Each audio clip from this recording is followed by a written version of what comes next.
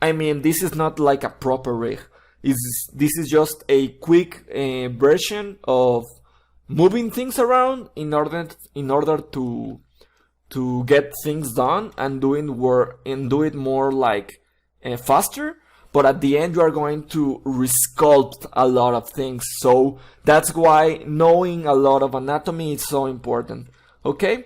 So now I'm going to do a little trick. I'm going to separate like my arms, because right now both left and right sides are in the same polygroup. So what I'm going to do is I'm going to separate them in different polygroups like this. I'm going to select both parts. This is one part because it's like a central part, so it's okay if all of that remains in a single polygroup. So right now what I'm going to do is I'm going to take out my symmetry options, pressing X on my keyboard, and I'm going to create a mask of one single part of one single side of the character. Right now I'm going to mask, and I'm going to smooth this mask. As you can see, there is some mask in the left section, so I'm going to press Ctrl click in order to smooth that and practically turn it invisible or erase it practically. So right now I'm going to press Ctrl Alt over my topology in order to contract it. I don't know, there's like a term here in masking. It's not contract, it's actually called sharpen my mask. Ctrl Alt click and I'm going to sharpen it. Right now every single one of my left side is actually on a new it's actually inside the mask, and the other side is not. So what I'm going to do with this is I'm going to break the polygroups. What I'm going to do is going to polygroups, and there is this button called from masking. What I'm going to do is press Alt, then press from masking, and right now every single one of the polygroups just break in two parts. I click Alt from masking, and right now all the polygroups remain the same, but they are like in their own side of the body, you know? I can select the right forearm, oh yeah, that's the word, the left forearm, or the right arm, or the right leg, you know? So this is like the fastest way of doing it. So in order to actually work with these things like really fast. So what I'm going to do next is, or a pro tip I can give you is, once you are going to start working with this, you can always save the project. Just press Ctrl S on your keyboard, and you can save the ZBrush project, and this will save you the how do you call it, the possible state, which is the one in the transpose, and the other one, which is this which is the original file. So you can come and start move things around, and if one point you just say, oh, I just lost myself in the way, and I don't know what I'm doing, I just want to go back, but I don't know, maybe ZBrush crashed and you lost your previous points, you can always go back, press Ctrl O, and open that file that you like saved with both states of your character, right? So well, there's that. Right now I'm going to start posting this guy. I'm not going to do nothing really crazy because there's no time for something really crazy, and at the end I gotta clean a little bit of these guys, so I might not have all the time in the world in order to do that, right? So I'm going to help myself with the polygroups I created, I'm going to start looking for some kind of attitude in the character. What I want him to say is something like pretty sad. I don't want him to look really stoic, but less heroic and a little bit more sad. So I'm going to play a little with the shoulders. All I'm doing right here is selecting both polygroups and then smoothing the mask with Control click over the topology in order to move it better. So I want him to be looking at his own fist. As I mentioned before, this is not perfect. I will have to clean a lot of this once I finish posing, because as you can see, the topology is already breaking itself apart. But it's okay. I can always come and start giving it a little bit of love. No problem so far. I mean, I always know there's going to be some polishing work, so no problem for that. Or with that, I mean. So right now I can come, I can do some more work of this. What I want is to give the fist a turn, something like this. And another one.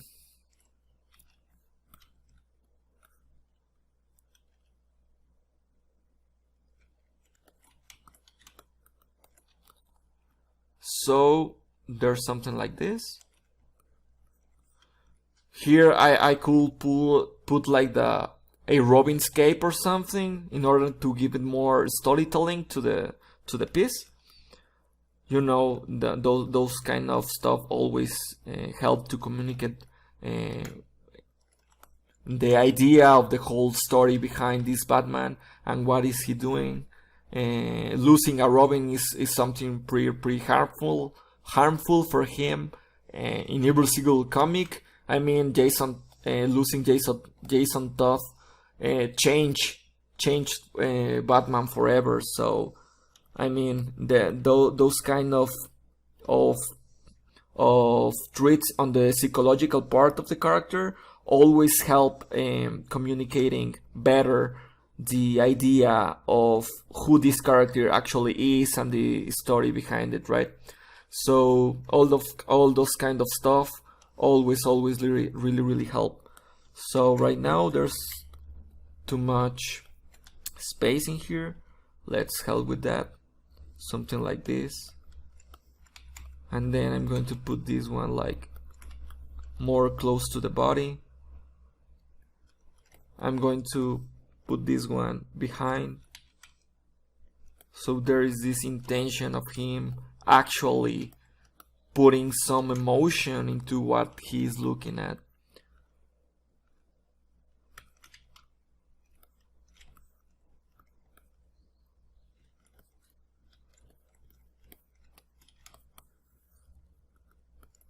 I want him to be really looking at his own arm. I'm just helping myself with transpose, and I'm just creating the pivot over the surface by pressing W on my keyboard and just dragging this line. This acts like a pivot point, and I can move every single thing that is unmasked by just creating a mask. And pressing R on my keyboard, I can put my transpose on rotation mode, and then I can start rotating with these white circles inside every one of the yellow circles of the transpose master. So this is the kind of thing I want to accomplish. That movement in his neck, where you can see how all the muscles are actually compressing themselves by rotating. So right now there's something wrong in his hand. Maybe he feels powerless. Maybe he feels it's his responsibility to, I don't know, save Gotham or something, right? I mean, this is a pretty classic like superhero pose. Nothing too fancy here. Something like that. And then I'm going to move the whole body, because right now I only moved like 3 parts. There's something in there, but it needs a lot more of attitude in it. So I'm going to start moving the chest. I want him to be completely committed to what he's doing, to what he's looking at. So I'm start to moving this chest. Then I'm going to move it like this in order to better communicate with the shoulders, because shoulders, you might know it or not, but are one of the most important part of the body while communicating. It's not the same if I threw the shoulders of this character, just take a look at how much this actually changes if I go here and move it behind, or if I move it like below. You know, it communicates, it transmits, or it says a lot more just by where the shoulders are, you know. So that's pretty important. So take that in mind whenever you are posing characters. Remember, shoulders actually communicate a lot, and that will help you get more accurate emotions to what you are trying to say to your audience, to your public. So yeah, remember, you are not going to be like available in your portfolio online. Like I cannot be in my art station explaining my pieces to the audience. So what I gotta do is actually be there. And what sorry, I just lost myself. So what I have to accomplish with my piece is that it can transmit the whole emotion I want to transmit alone, just by itself, without me. So that's the way of the thinking I have.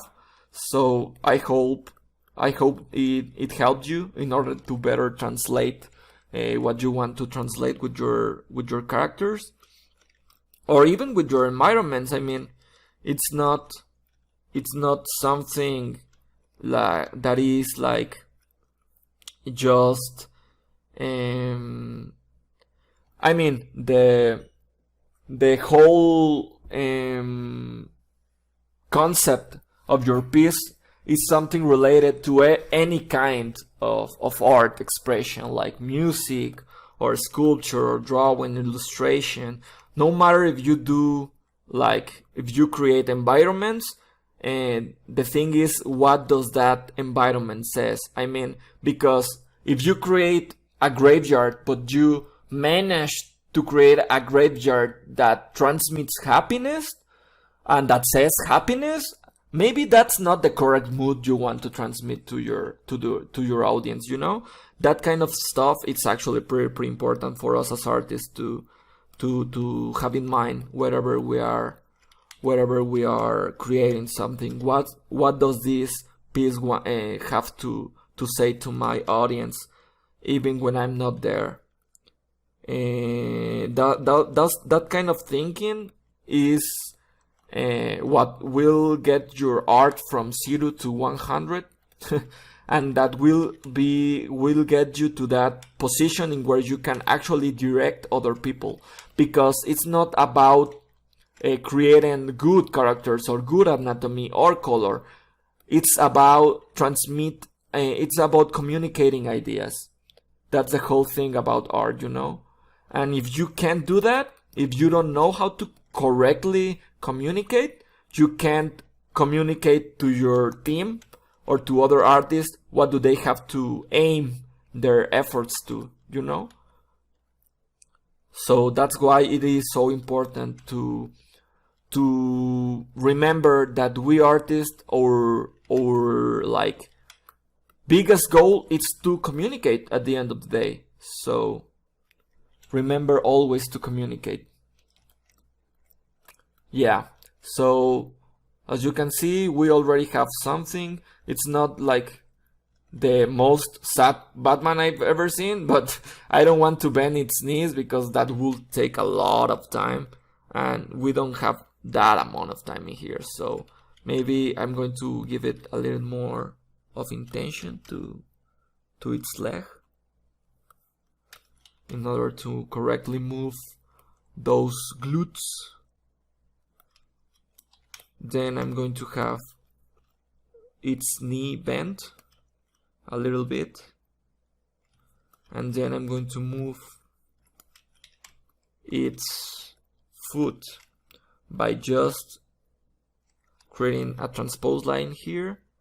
Remember that you can always rotate the topology over the transpose axis if you just rotate with the middle like circle on the transpose. So you can come to here in just one movement. It's actually pretty helpful to know that. So right now I want to get that foot straight, maybe point it a little bit outwards, a little bit better. Then I'm going to throw it in a little, maybe a little bit more, so it doesn't look like it is actually all broken. Yeah, that kind of stuff happen from time to time. I will have to make a little correction here by just, yeah, rotating the leg itself, because the leg is rotated. Remember, I'm doing this like as fast as lightning, but give yourself time to understand the movement, where the weight of the character is falling upon, in which muscles are involved in the movement, which is the main leg, where the other leg gotta be in order to correctly support the whole character. This kind of stuff are actually pretty important, and those are the kind of stuff that sometimes in school teachers never told us, because it's the most intuitive part of art, you know? It's where you start to give life to your character, and it's where you actually start pouring that I don't know, that soul of yourself, of your mind, into your art. It's something that can't be taught but can be learned, you know? And it's something that you learn by mastering your eye. It's something that you learn by I don't know, as I mentioned before, like after swimming through a lot of references, you start developing that sensitive part of what looks good for you and what doesn't, and what does not. Sorry for that. I had a little bit of air on my throat. So yeah, after looking, you start to see or to look after some patterns, some forms, some colors. Why does black look so good near red or near gray? Why is not the same if I throw orange over purple? Why do I like the most to combine blue and yellow like blue and yellow like Batman? So that kind of part, that kind of sensitive part of the art, it's what you are going to develop after years and years and years of observe and create. So yeah, or at least that's what I believe. Let me know what you think about what I'm saying. So yeah, right now I have something that I can work with. It's not perfect, but it's something. I mean, for the webinar purposes, I mean, this is actually pretty good. So I'm going to do something like this,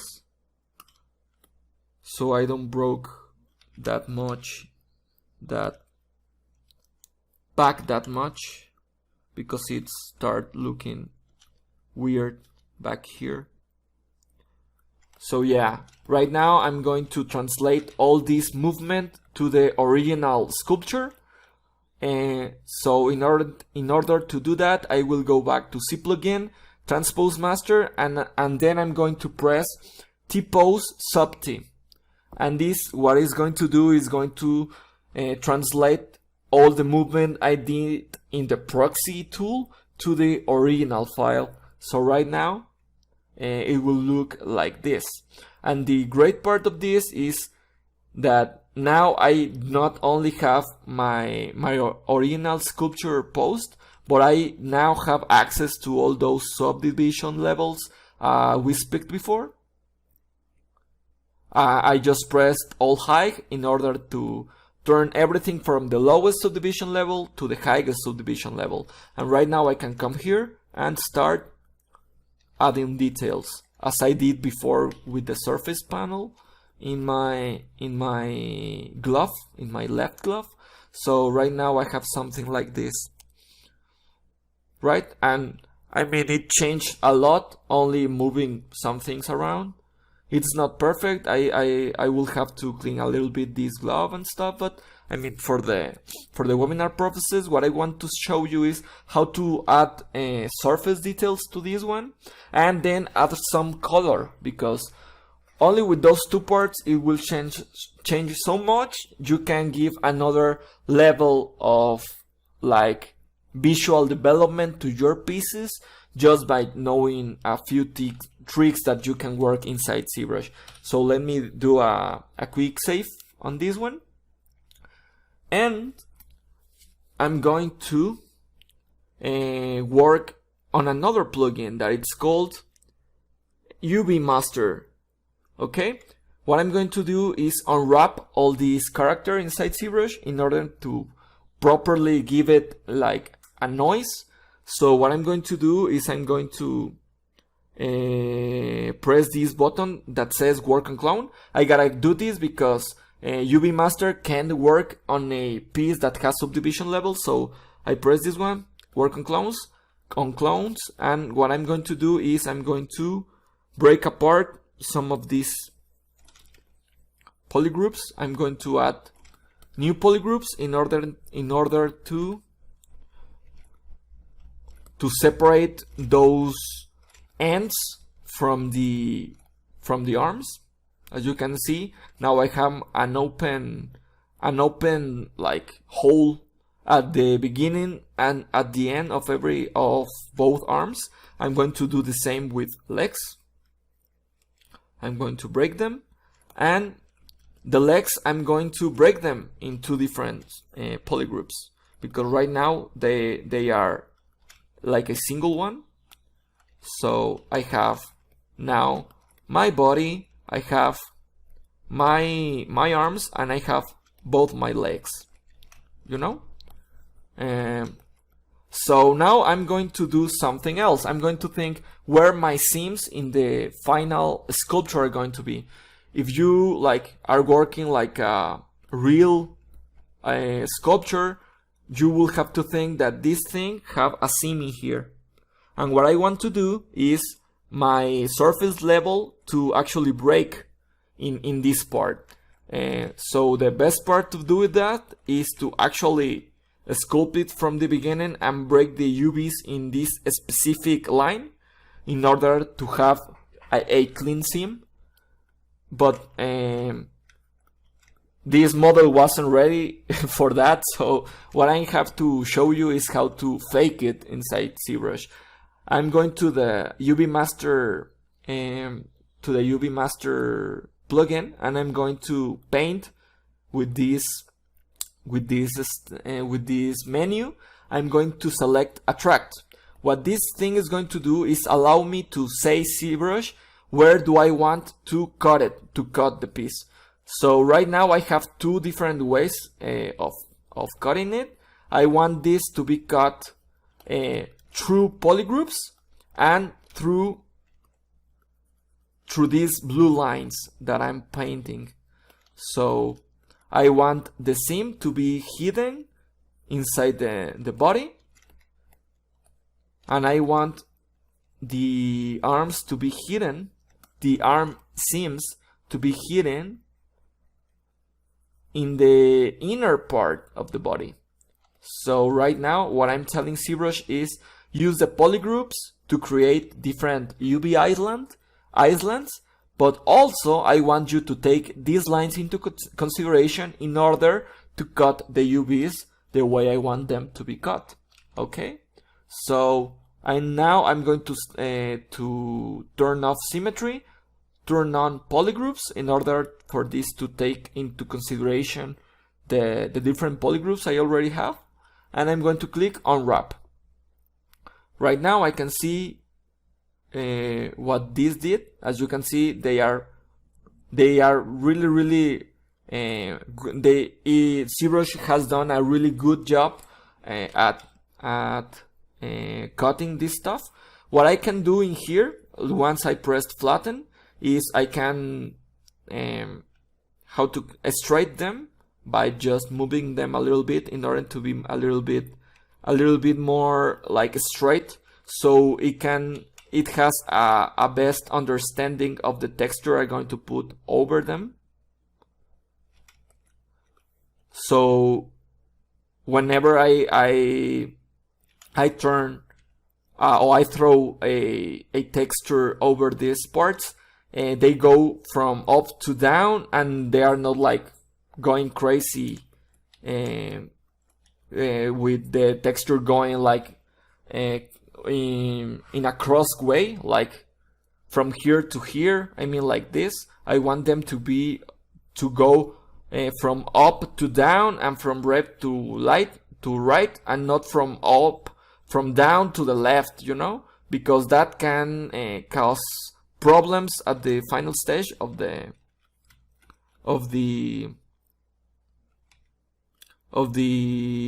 detailing part of the process. So as you can see, I modify them in order to be like mirrors. So you have both, those are the arms and these are the legs. I want them to be like pointing to the same direction. That's what I'm aiming to in this process. It's actually pretty simple. I'm just moving them with the same process I did before with transpose. I just do control click over the island. It selects by polygroups, and then I can move with my transpose. It's not a new process that I'm doing. It's the same process I've been doing since I started working on these webinars. So yeah, once I have this, I will press unflatten, and it will translate to this mesh.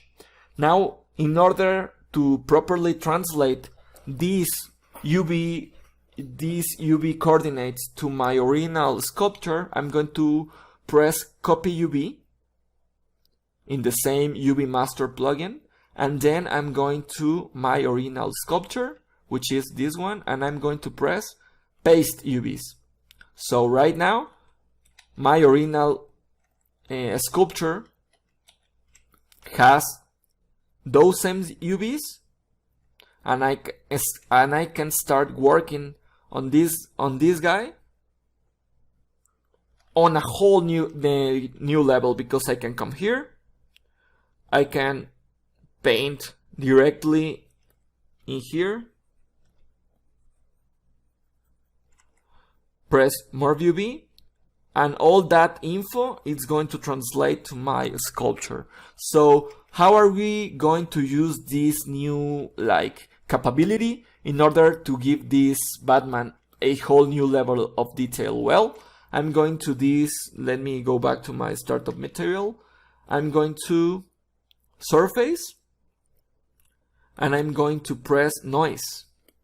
And as you can see, it's already adding some noise. Let's add a little bit of strength of this. So right now I can go back and I can actually see all that noise on my surface. So what I'm going to do is work that same noise, but with one of the textures I already have on my computer. So I'm going to enter to the BAT project. I'm going to this folder, and I have some different surfaces inside of here. So I'm going to use this one because this one is pretty nice looking. And I'm going to press open. And now, as you can see, that that texture is applied to my whole body, right? I'm going to turn down this mix by noise slider to 0, so I can have only my texture applied. But there is a problem. If you look at the side of the character, you will see in the front it looks really great, but on the side part it is really stretched. That's because the texture is actually applied from this angle, and it's projected onto the character. So remember what we did with the UV's part I mentioned? Well, there is this option called UV, and once I press it, as you can see, the whole scale is going to change. I gotta rework on this one. I will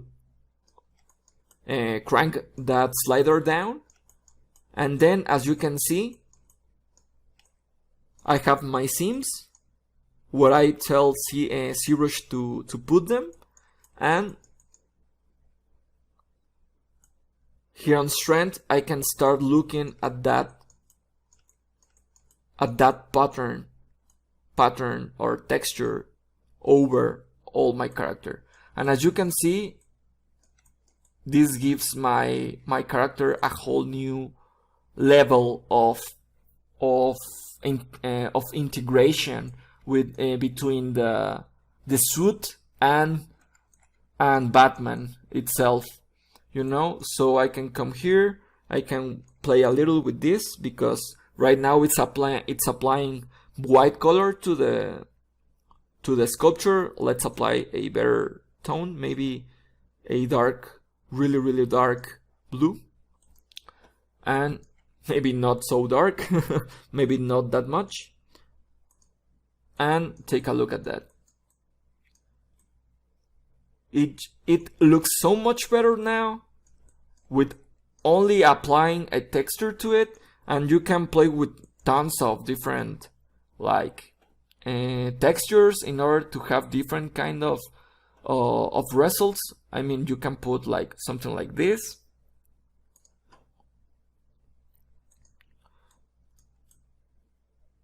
and as you can see, it changed a lot depending on the quality of your texture and the quality of your UVs.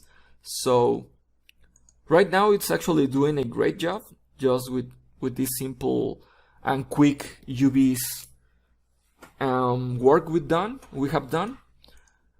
This one in here looks really good on him. So yeah, there's that. That's how I actually apply that kind of detail onto the character. Next, I will have to do, what I will do is I will go to my settings. I have tons of different clothing brushes, and I'm going to work with one I really like, that it's called XMD Cloth Wrinkle. If you look over the internet, you might actually get it. It's really easy to find. And I'm going to do is going to a high subdivision level, and I can start adding some details onto the sculpture. Just think where all those folds should be, how they actually mix with one another. And what I'm just doing is pressing Alt. I'm starting to add that like compression feeling to the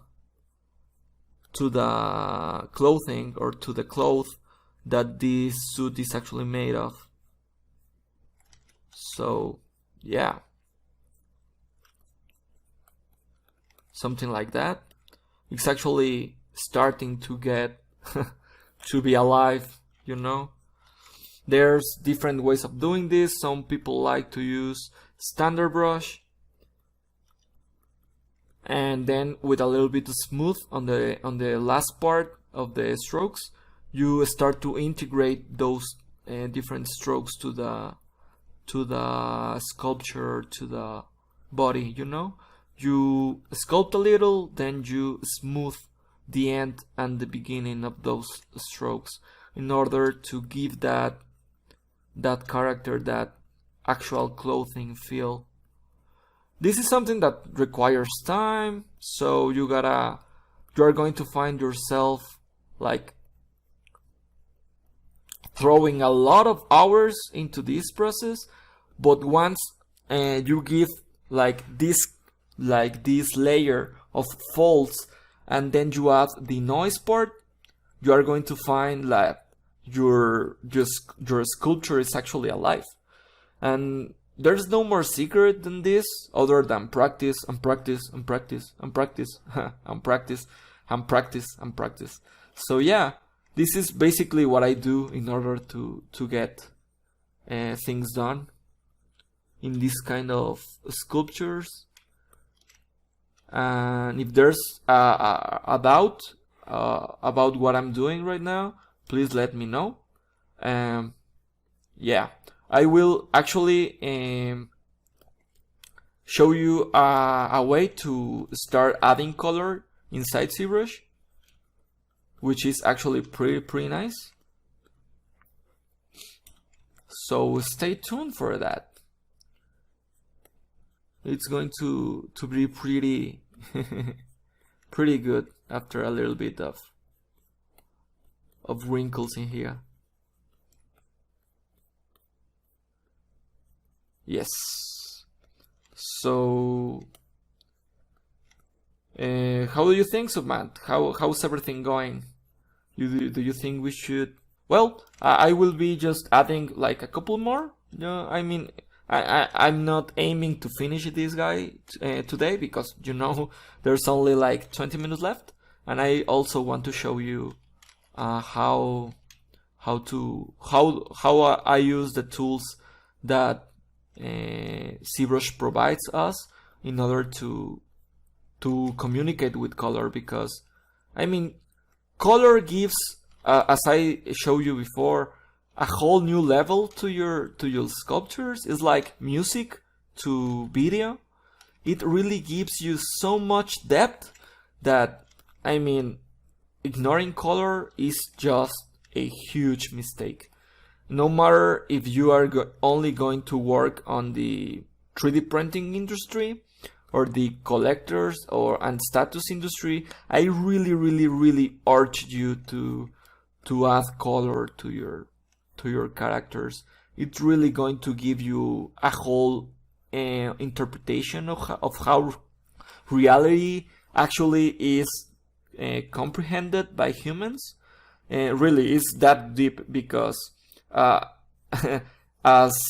fast as you enter in the color world, you start understanding why certain kind of animals like develop green on their skin and not red or blue.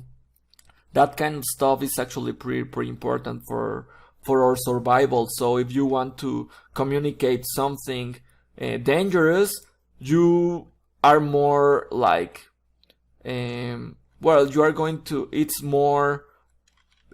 possible that you are going to use something like red or yellow, but why red and yellow and not using, I don't know, maybe a light green or I don't know, black?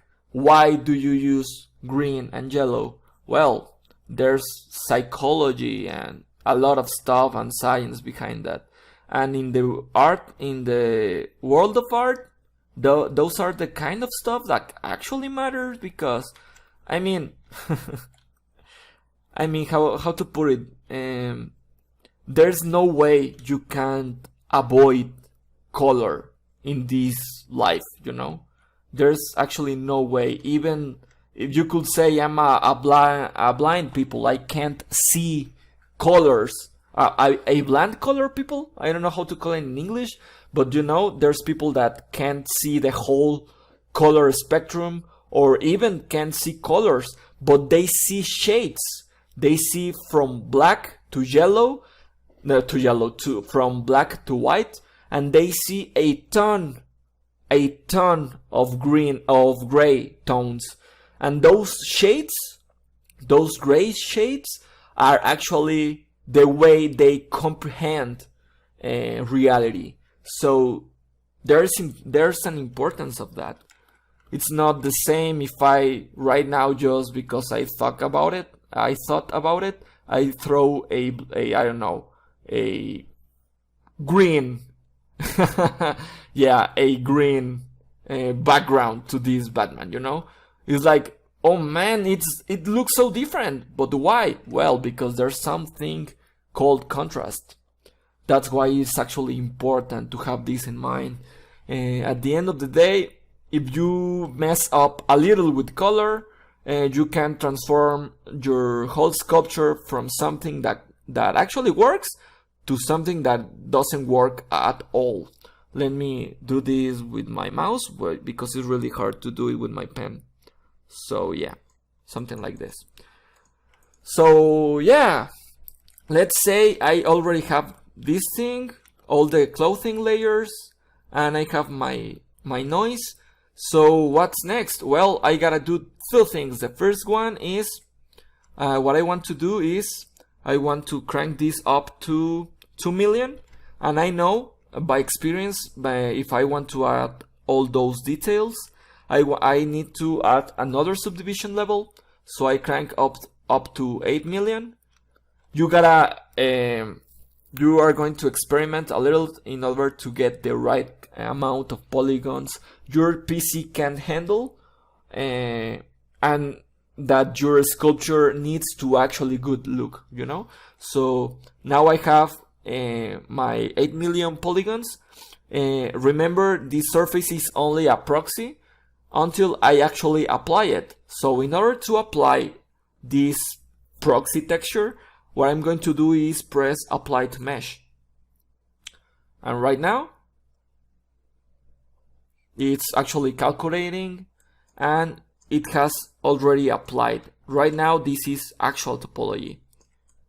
I can sculpt to it, erase it. I can like smooth it out. If that's something you want to do, you can do it because it's actual topology. I'm going to go back one step and press edit and add a little bit more of strength. So yeah, apply to mesh. And there you go. This is actually real topology. And what maybe what you want to do in order to make it outstand more, it's to, as you can see, if I go too farther out, it doesn't look like really depth. But what I can do is actually paint all those cavities in my surface. So what I'm going to do is go to masking. I'm going to press, I'm going after mask by cavity, and I'm going to press mask cavity.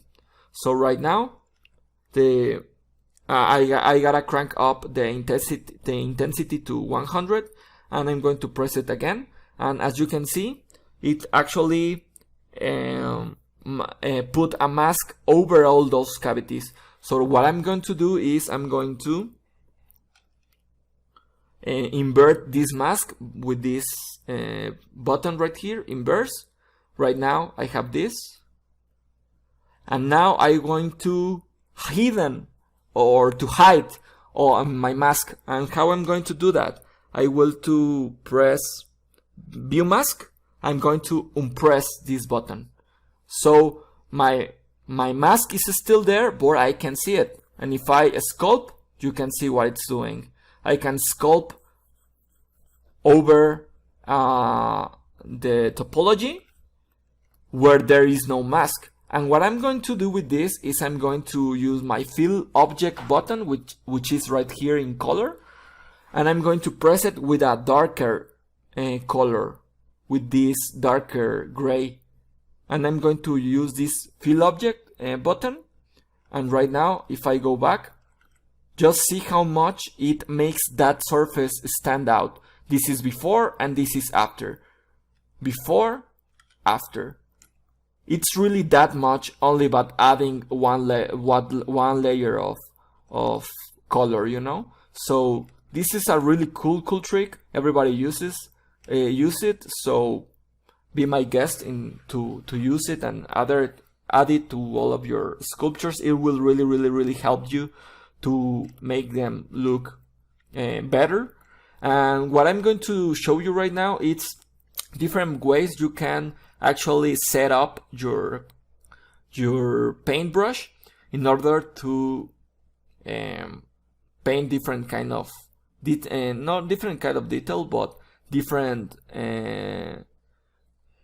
how do you call it, different effects that you can accomplish with only the basic paintbrush. So right now I have this sphere. I will use it only as an example purpose, with example purposes. I'm going to turn this into 96. So right now I can come here and I can start painting over it, right? So the first thing you can see is this is not like, if I want to really paint really hard, what I will do is I come here to lazy mouse, which you can find here in stroke. Go to lazy mouse, which is right here. Where is it? Lazy mouse. It's in here in stroke, sorry. And in lazy mouse you can crank down this slider to 0.002, and what it's going to do is apply a more points to single stroke. They are going to be, how to call it, near every point is going to be near or more or near closest to the past or the last point. Another way to see it is if I crank this number up, what you are going to see is that ZBrush separates every single point. So if I put this to a little low value, the distance between every single point is going to be so close. It's easier to get like a harder finish, you know. So if you want to have like, or to paint harder, this is a way to do it. And other way that you can actually vary, change the effect of the brush is going to spray. And what you're going to do with spray is you're going to deselect lazy mouse, and as you can see, it start to throw different kind of, how to call it, different points that you can combine with an alpha, and you can actually get really cool effects only by combining these two. Take a look at this. You see, you start getting that grainy, more accurate sensation of dust. This is actually pretty handy when you are trying to paint some kind of occlusion. And if you come here and modify this color slider, and you go up, you will see there's actually a more variation of tones inside your stroke. You see? There's like a lighter and a darker tone inside the same stroke. So how can you actually use this in your character? Well, what I will do is crank down my intensity in the brush, my RGB intensity. I will crank this down to maybe 8, and I will come here and start just adding with a really dark color. I will start just adding that sensation of ambient occlusion in all those parts that I think there will be some shadow generated naturally because of the volume of the character. So let's crank a little bit this one and just see how that is starting to add a new sensation of depth that wasn't there before. Just by doing this, I can actually just hide one of the arms and start like painting in these areas where the arm is in contact with my armpit and the chest and the abs. Well, these are not the abs. It's like the midsection of the body. So yeah, I will start adding like this fake ambient occlusion, which is great because this gives you a whole new level of control over where you want the audience to look at whenever they see at your character, you know.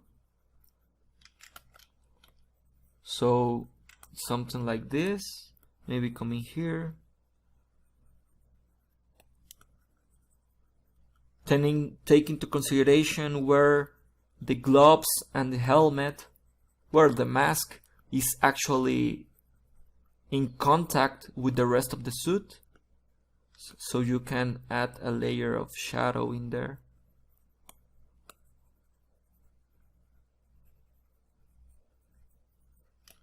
This has problems. I mean, back doesn't do that naturally, but as I told you before, once you finish with your transpose master, you gotta come and start cleaning by hand all of your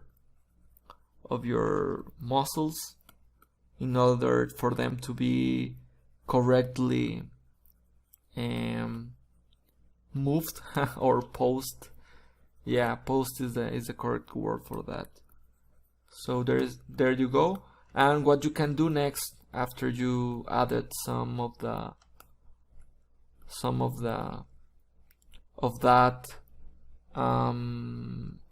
level of ambient occlusion, you can come and you can add a layer of light.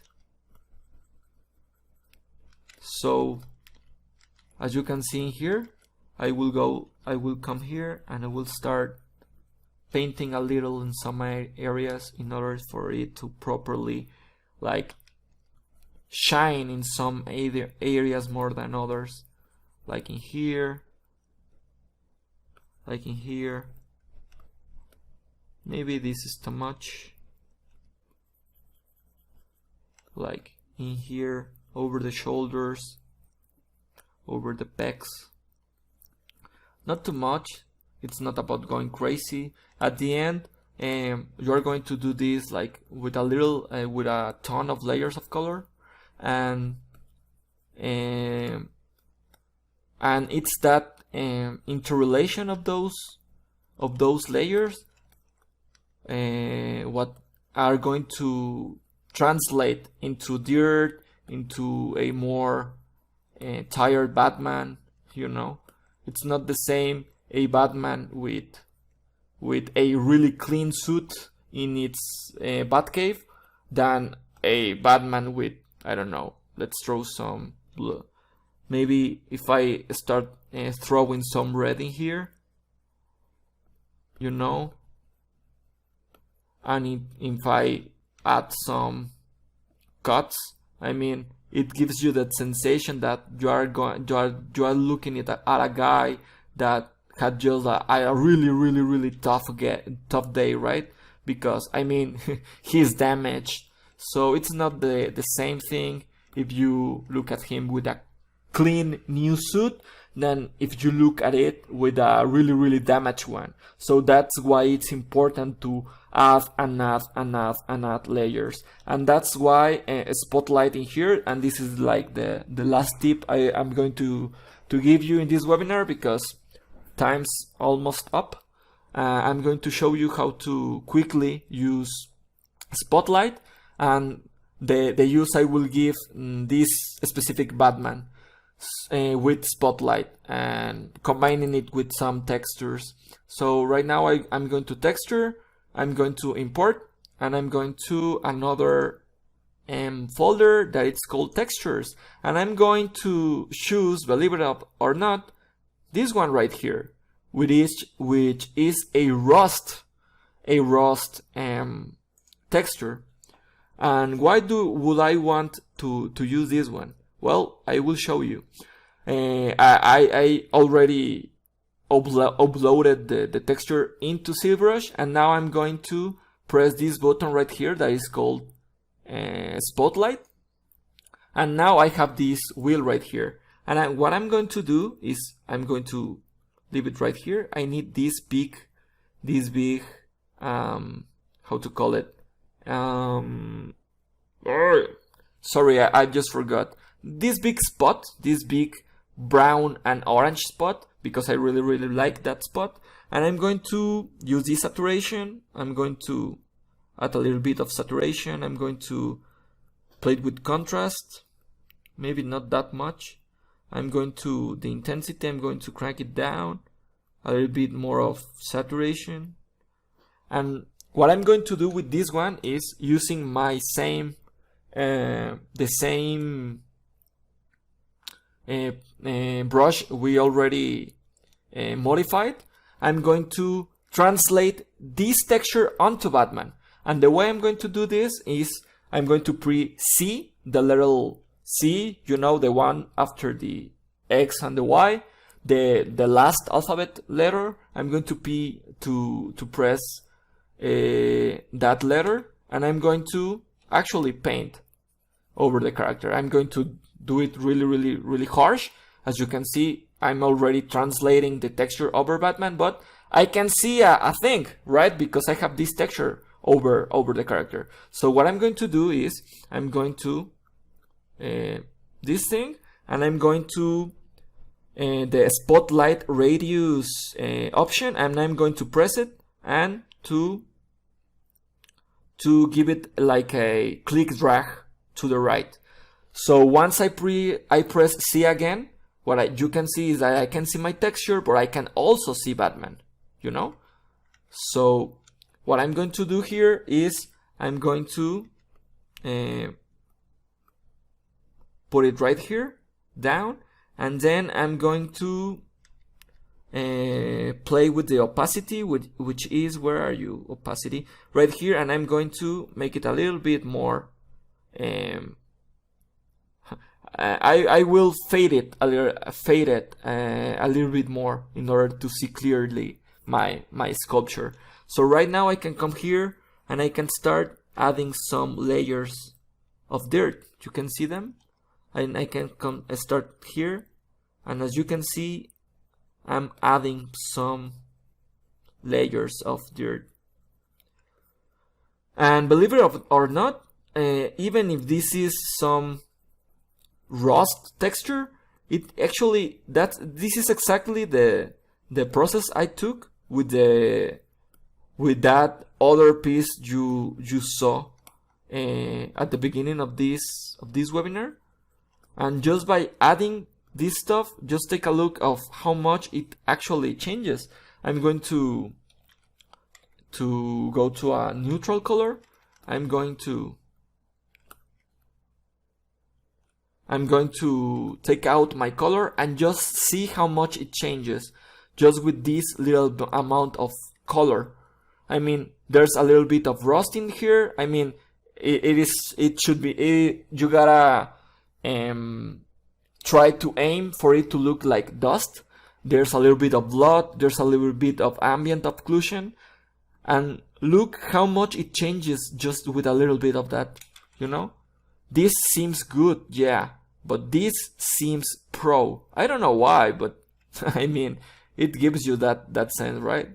I mean, at least that's what I think. So yeah, that's my whole process. You add and add different level of how to call it, of different layers of color, of dust, of rust, of blood, of stains, and at the end you manage to create something like this.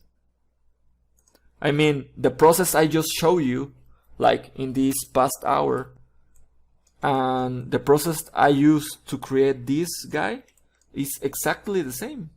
There's no difference. And if you come closer, you will see there is the same surface, there is that ambient occlusion in some areas, there are stains, there is rust, there are dust, there are particles, there are light. And when you go out, all that managed to, I don't know, to mix into the sculpture, to better blend and communicate where this Batman has been. He's not in his mansion, he's not at home, he's out there trying to save Gotham, you know. So yeah, that's my presentation from how to pass from a really basic form to something like that doesn't look so like a new project to a more finished one, like just adding 1 hour of your time, of your life into it. So yeah, let me know what you think about about all this.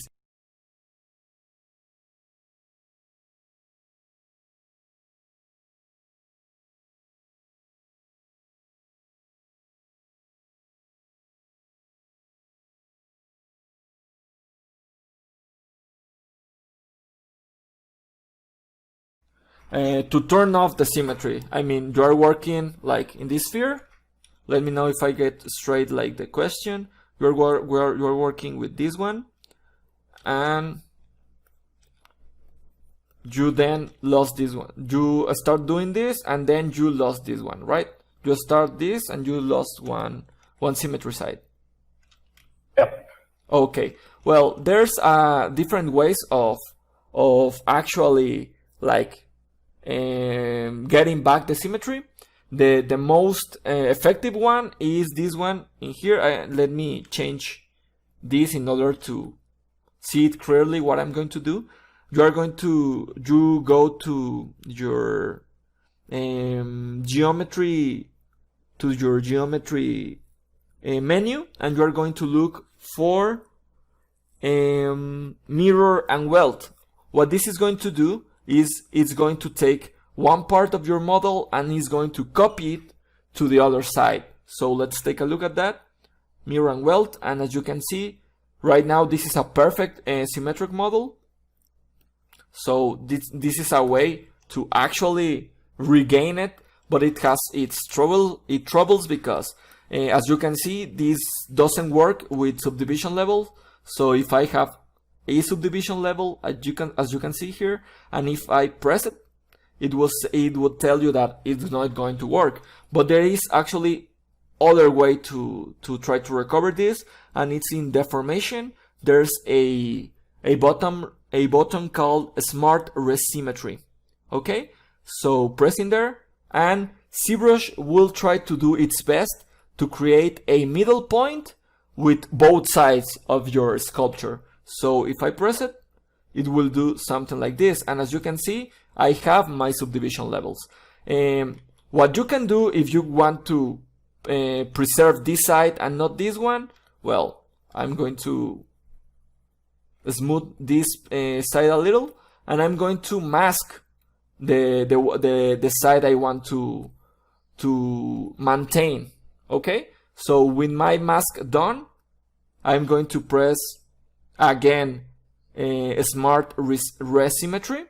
Just wait a little because my computer is doing a quick save.